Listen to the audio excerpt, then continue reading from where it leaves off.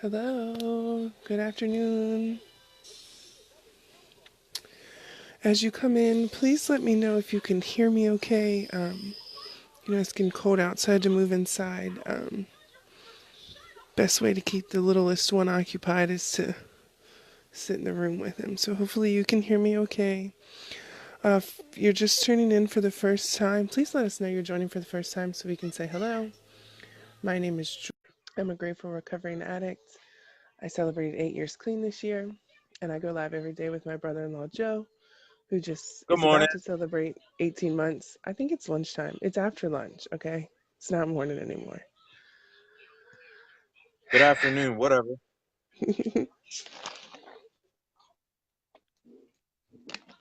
It's morning can you time until I work out. can you hear a lot of background noise on my end? No, I can hear you just fine. Perfect, perfect, perfect. Also, if you guys don't mind sharing this out, we would love for you to share it out. Joe, will you share it in the groups? Copy. I got it. Okay. Also, Got guys, you. we have joined the YouTube world. So I just dropped our YouTube link. If you'll be so kind, we would love for you to subscribe to that. Okay, good. I'm Yeah, we glad you can use guys the can business hear. now. Yeah. Okay. So I'm gonna go ahead and I'm gonna read the just for today, and then we're gonna talk about steps 2 and 3. Right, Joe? Both of them. What's up, y'all? Yeah, we're gonna combine them because in the workbook last night I got on the internet and I looked up the workbook and I wrote down the questions because it's better. To me it's more fun to do it with the worksheet than to just read the text because Yeah. the text is Yeah. like 12 pages long. Um Yeah. and in the worksheet they combined it steps 2 and 3 because they both deal with your higher power.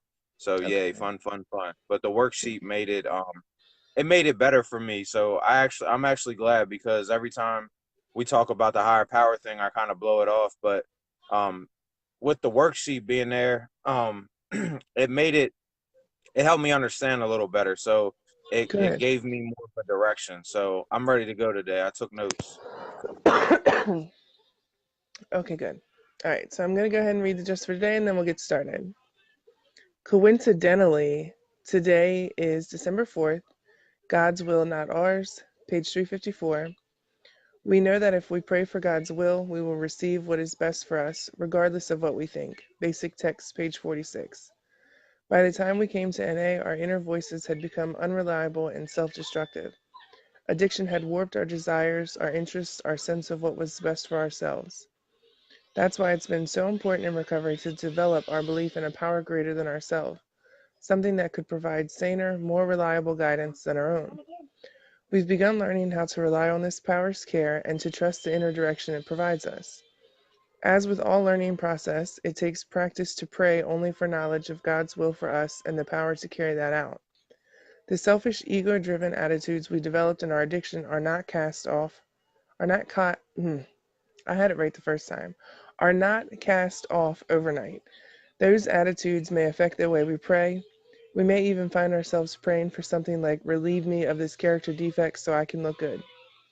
The more straightforward we are about our own ideas and desires, the easier it will be to distinguish between our own will and our higher power's will.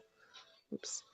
Just for your information, God, we might pray, here's what I want in this situation. Nonetheless, I will ask, your will, not mine, be done. Once we do this, we are prepared to recognize and accept our higher power's guidance. Just for today, higher power, I've learned to trust your guidance, yet I still have my own ideas how I want to live my life. Let me share those ideas with you, and then let me clearly understand your will for me. In the end, let your will, not mine, be done. Imagine that.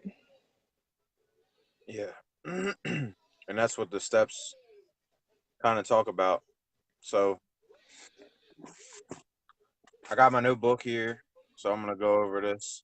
Um, So, part one in the step book, it talks about your will versus your recovery. So, I believe that's why in the step books and in the just for today, I think that's why they they talk about God a lot because our will got us to where we are. You know what I'm Hmm. saying? Yeah. So I think that's why they talk so much about surrendering your will over to your higher power, because when you do that, it's better for your recovery, because did your will help you recover? Right. You know what I'm saying? So Yeah. I believe that's kind of the point. I think that's why they drive the higher power thing into the ground, because it's it is important. You know, sometimes I blow it off, but it is important. Um, and I think that was kind of what happened when I went into rehab. You know what I mean? I really started to build my relationship with God, because for me personally, when I was younger, um, when my mom went to jail, my mom went to jail when I was younger, and when my mom went to jail, I went to go live with my grandfather, and he made us go to church, and he was big into the church, and I didn't like it, of course, because I was a kid. I don't know any kid that likes church.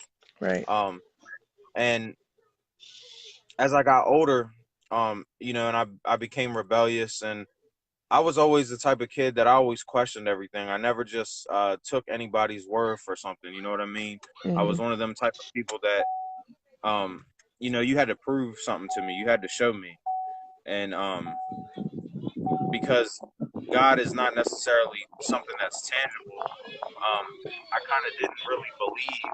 And then as I got older, and you know, I developed, you know, critical thinking skills, and I'm just one of those. I'm a free thinker, and when I read the Bible, I can't grasp it. You know what I mean? I don't understand. Hmm. I just spent most of my time shooting holes through all the stories with my logic, Yeah.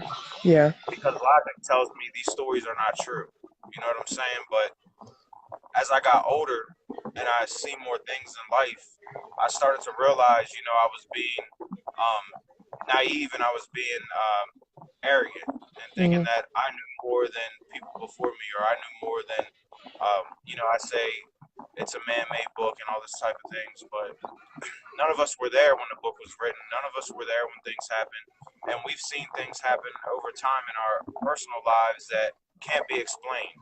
Yeah. So as I developed an understanding for things that I couldn't explain, I started to get closer to God, and I started to say to myself, maybe there is more to this. And Hmm. when I went to rehab, that's when I really started building my relationship. And I still pray, you know, from time to time, but I try not to abuse it. I look at it different. Everybody's Yeah. higher power thing is personal. Everybody's relationship with God is a personal relationship. Yeah. Um, and then so part two, I wrote down you're coming to Jesus meeting, and it's a phrase people say when you have that moment of clarity, or you have that wake up call, or you know, it's like I look at it like, you know, my coming to Jesus meeting was first, it was getting my last charge. Well, not my last charge, but my my third charge or my fourth charge, and I had that moment. And then when I went into rehab, I had a chance to think clearly, because I wasn't drinking, and I Hmm. wasn't being tempted by the outside world. So Yeah. for people that say rehab doesn't work, yes, I did it cold turkey this time, but I still have everything that I learned in rehab. Yeah. So there's no such thing as a self-made man. Everybody's had help from somewhere, and they've gotten guidance from somebody. Yeah. So I still use a lot of that I learned from then to this day. And the number one thing that I did get out of rehab was my relationship with my God as I understand God. Yeah. So we've all had those moments. And then when I got my other charge, I had that moment again. You know, it was like it was just a wake up call. You know, and Hmm. then when my daughter came, that was a whole different thing. That was just like stronger than, you know, anything I ever felt. Yeah. I'm not a big crier or nothing like that. I don't really show emotion that often unless I it's don't think I've anger. ever seen you cry. Yeah, I mean, anger is probably the only emotion I really show. You know, so um, but when my daughter was born, she had to go to NICU because she was premature, and because I was a new parent, I panicked, and Yeah. it made me cry because I didn't know what was going to happen to her, and I was scared, and it was a when my daughter was born, and I walked outside of the hospital to go smoke a cigarette. It was like a feeling that just came over me that I can't explain to anybody. It's like it's hard to explain. And Yeah. that at that moment, that made me even closer to God. That changed the way I think about everything. You know, I'm not the same person anymore. Yeah. Okay, so we'll go into step 3, or part 3, and it says, do you believe you've surrendered? So I'm gonna say this to anybody that you know, I brag. I don't really brag, but I just say that my recovery is different. I don't really go through the step works, and I don't go to meetings, and I don't do this, and I don't do that. But doing this it's good for me. Like when I sat down and I did this last night, I'm like, now I see why they make people do this shit. You know? Because if you're new in recovery, this will really help you see where you're at. You know. Yeah. Yeah. So anybody that's fresh in recovery, get the books, get the literature because it's there for a reason. Yeah. And it's good. Um, Even this book, this isn't the workbook, but the how and why, it's got a lot of good information in it. It's just a lot to be reading on a live video every day, you know? right. Yeah, I think we're gonna do it like this. From now on. So, do you believe you surrendered? That's one of the most important steps because to me, you know, it says, do you believe you surrendered your will over to God? But the way I look at it is, did you surrender to your addiction? As Yeah. far as, did you admit, like, I can't I can't do this. Yeah. I can't win. I'm not gonna win doing this shit. Yeah. Um, it's messing my life up. I'm risking my health. I'm risking my freedom. I'm risking my family. So you need to sit down and ask yourself, you know, have you really surrendered? Have you given everything over? Have you Yeah. let it go? And there was parts in the worksheet. I just took shorthand, so but I remember a lot of it. Once I take notes on something, I'm pretty good at remembering it. But Well, there was because you wrote it parts in there, down. right? There was parts in there where it was talking about surrendering, and when you surrender, it talks about, did you surrender your guilt? Did you surrender your shame? Did you surrender your bad choices? Like it's basically just like washing it away, Hmm. just letting it go and washing it out. Just let it go. Um, and you know the first step to getting better and healing is, number one, you got to admit you got a problem, and number two, you got to let go of the past and work in the right now and try to build your future. Try to build a better future. Um, and then this is a big one for me. Part 5 was what stops you. I couldn't hear you. Did he turn the TV up? No. Oh, Can you hear it now part and you 5, couldn't before? it just blared for a second. It's not doing it now though. So part 5 was what stops you from believing, and it listed pride and control with Hmm. question marks, Yeah. and those are two huge things for me. Huge. That Yeah. I'm controlling and I have a lot of pride. I'm not the type of person that asks for help. I'm not the type of person that likes to admit that shit's falling apart and Yeah. things aren't good. I don't like to admit it because I have an ego, Hmm. and my ego tells me that I have to be on top all the time, and I have to, Yeah. um, I have to, control my own fate.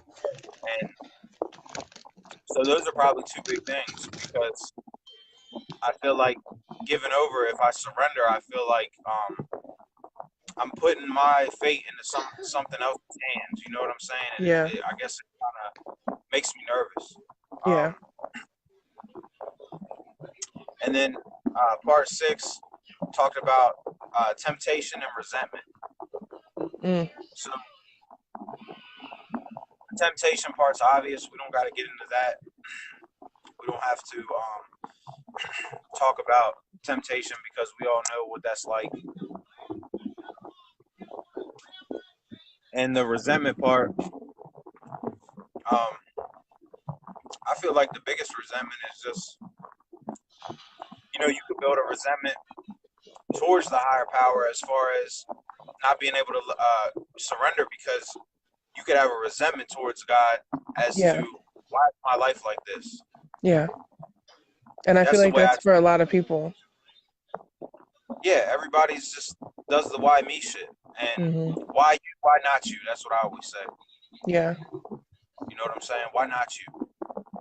And something we all have to understand is it's a flip side to that coin. It's two sides to the coin. Why Yeah. not you? Why not you? Your life is shit. Why not you? But why not you? Your life can get better. Yeah. Why can't you be successful? Why can't you get clean? Why not you? Instead of instead of why me, I shared an image last night and it said something along the lines of, instead of saying why me, say what is this teaching me? What in this moment? What is the lesson that I should learn from this? Right. It's a good way to look at it. In part seven, I don't know. I didn't really understand part seven too much. Um, but it asks if you had childlike faith. Hmm. So when I think of childlike faith, I think of Matthew. I just think of when you're younger, you don't question what you're being told, Yeah. and you believe in a lot of things because your innocence hasn't been taken from you. Yeah. So the longer you keep your innocence, the longer you believe in things. Mhm. You know what I mean? Yeah. So Belief without question. Yeah. I believe a lot of us, through our addiction and through our childhood and things that's happened to us, I feel like we get stripped of that and we lose that. Yeah. Um, so Because I feel like we're taught to question everything. Somewhere along the lines, we begin to question everything. We can't simply believe. We have to see it with our own eyes. For some reason, we feel like we have to see what it is right now. We can't believe that it will happen. I don't know if that makes right, sense to you. It makes sense to me. Um, and hey, Kelly. so moving out of the childlike faith, this is probably my favorite part. Number 8 says, top of the line behaviors. What are your top line behaviors that are going to keep you clean and sober? So when I think of that, I think about what I always tell you guys. When you're early in your recovery and you start your recovery, you need a plan. You need an action plan in anything in life. Yeah. You can't just walk off the street, walk into a corporate office with dirty piss, no Yeah. education, a bad record, and just say, "Give me a government job." Yeah. You had no um, you had no action plan. You just walked right into it with no plan, and then you wonder Right. why they turn you down and they don't give you the job. So you Yeah. can apply that to your recovery as far as you can't just get clean and sober for a couple days and then go back to living your regular life and think that you're going to be successful in your recovery. It's not going to work. Right. So you have to come up with new behaviors. You have to come up with an action plan on how am I going to stay clean on good days? How am I going to stay clean on bad days? Yeah. And if you stick those behaviors in your back pocket and you hold on to them and you keep them close to you, they'll be And you effective. use them when you need them. I feel like There's a a lot lot of of times, go ahead. now. Go ahead. I feel like a Right, lot of times, we go, like, especially when I was early in recovery, we used to go to meetings and they would give the little books out, right? And you're supposed to get everybody's number, all of the same sex, and you get these numbers and you have the literature and you have all these tools of recovery that everybody has given you. And then when you start to struggle and you start to isolate, you allow yourself to continue to isolate rather than to reach out, you know? And it's like I said before, we were so quick to get on the phone to get the drugs or to go to the liquor store, whatever the case was for you. But when it comes to our recovery, we're so hesitant. And I don't know why. I feel like the people that do that, that don't utilize the tools, just aren't simply ready, in my opinion. They want to be, but they're I not. Good. I think the people like that are 50-50. Yeah, they're not sure. 1 foot in and 1 foot out. Yeah. Um, Like they want it and it looks good, but I don't really want to do the work for it yet. I'm not ready to put the work in. I just want to think about how nice it looks over there. yep. You got to be 100%. You can't be 1 foot in and 1 foot out. You're not gonna make it. Yeah. It's just the reality of And it. you don't do that with anything else in life, so you damn sure shouldn't do it with your recovery. Well, honestly, I mean, people do that with everything. Well, I guess that's true. People do that with a lot of shit. In the fitness world, I see it all the time. People reach Yeah. out, they want help, and then when it comes time to step up to the plate, they all back away because they want it. They want the end result, but they don't want to work to get the end result. Yeah. They don't want to pay the money. They don't want to show up. They don't want to do this. They don't want to do that. But it is what it is. I always tell people you gotta make a fucking decision, one way or the other. Yeah. Don't be iffy. Don't be half foot in, 1 foot in, 1 foot out. Make a decision. And part 9 was surrender and surrender daily. So I guess that's kind of the maintenance part that we talk about, doing your maintenance. Yeah. Don't wake up and get in a rush. Make sure you check yourself at the door as soon as you wake up. Because you have no idea what's going to be on that other side of the door when you leave out. So if you're prepared beforehand, then you'll be able to handle it. But if you're not, then you're just setting yourself up for a bad day. Yep. And then the final part, how do we stay on the winning side? So I think it ended off perfectly because how you stay on the winning side is see parts 1 through 9. Yeah. So you have to send me the link for where you found the worksheets at. You're probably about as bad as looking up shit as Shara is on the internet because first off, I am not. Don't ever say that to me again. I'm really good at looking stuff up. Thank you very much. Well, ask your wife. I typed in step 2, worksheet. And worksheet. For the recovery book. Workbook. Yeah. It popped up. The PDF was right there. Click. I'm gonna have to look now. I downloaded the PDF. I took notes. Done deal. You want to know how long it took me? It took me all of probably 10 seconds to find it. I had looked up. I wasn't even the first time I looked it up. I just put like step 1 NA recovery, and it kept prompting me. It kept bringing up a whole bunch of links to like buy the book or to take me to meetings or to take me to recovery centers. Nah, it was cut and dry.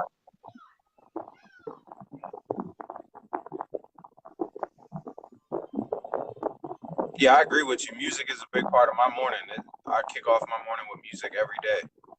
I have my daily ritual that I talked about. I go get my coffee. I go get my kombucha. I make sure my smoke pen's all charged up. I grab my charger. I get my drinks. I turn my music on blast. And then I do this. Morning meditation. Yeah. I would like to go live in the morning if you could ever go to bed at a decent hour. I don't know why you say that because it's funny. Every time I get up early, I'm not ready. Yeah, I'm not ready. You always and then the days that you get up late, I'm up early and I'm ready to go early. Just yesterday, we got on here at like 10 something, and you was complaining about that. I wasn't ready. I probably wasn't ready. Oh, the kids were home yesterday. That makes a total difference when Matthew's home. Makes a huge difference. I don't know what you got going on, but I know every time I get up early and I hit you up, and you don't say shit. Early Friday. When it comes down to the last minute, and I'm like, "You ready?" Oh, I forgot I got to do this. I forgot I got to do that, and I'm sitting around waiting on you for fucking an extra 3 or 4 hours. Well, last week I had a lot of Mom Liz stuff to do. I'm just saying. I used to. The reason why I want to do it is because I used to get up in the morning and do it with your mom in the morning. We would do it at like 8:30 every morning. She would call. But I was that up wasn't. at You were what? I was up at 10. We were messaging each other at 10 o'clock. I know. And see, I said to Josh, because he had to go to court today, and I said to him about, watch, Joe will be ready right when it's time for you to walk out the door. Because I originally was just thinking I would do it in the car, but at Yeah, least but you this don't was say okay. shit, though. That's the thing. I told Shira when you said that about Josh, I said, yeah, but I've been messaging her since 10 o'clock and she didn't say one word about when she wanted to go. Not Because I one. figured you weren't ready to go. When I got up, I read your message. You sent your message. It was like 2 o'clock in the morning, and then when I got up and got on, when I had looked on Messenger, it said you had been on like 2 hours ago. So I thought that you had been up till like 5 or 6 in the morning. So I I figured was you up wouldn't. till 6. I was up till 6:30, but I fell asleep. I watched my football game. I watched my Eagles game, and then I fell asleep. And then these punk ass motherfuckers outside woke me up, arguing and fighting. So then I Well, couldn't go back to sleep. Because you know how it is. You get that 2 hour nap, and you feel like you got a whole day's sleep. So I yeah. couldn't go back to sleep. So I'm just gonna read over. So step one we talked about yesterday. I'm gonna look up the worksheet. Maybe we'll do step one again, now that we have this worksheet that you found. Um, so step one, we admitted that we were powerless over our addiction, that our lives had become unmanageable. Step two, we came to believe that a power greater than ourselves could restore us to sanity. Step three, we made a decision to turn our will and our lives over to the care of God as we understood Him. And then tomorrow we'll talk about step four.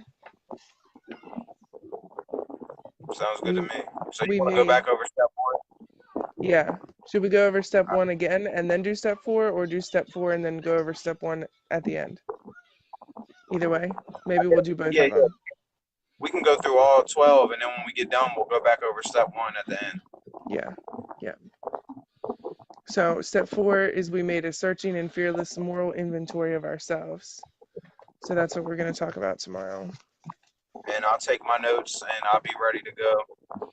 I was Yeah. mad as shit because they woke me up arguing loud as shit. Whole lot of tough Tony talk. If you gonna wake me up, you better fight or do something.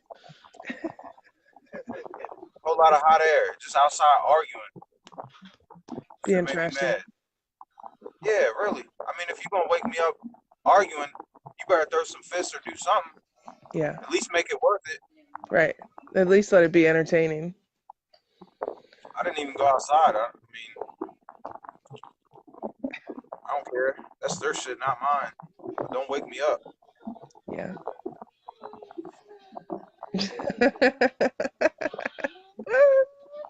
Whole lot of shit like what we talk about on here too. Whole lot of relatable stuff.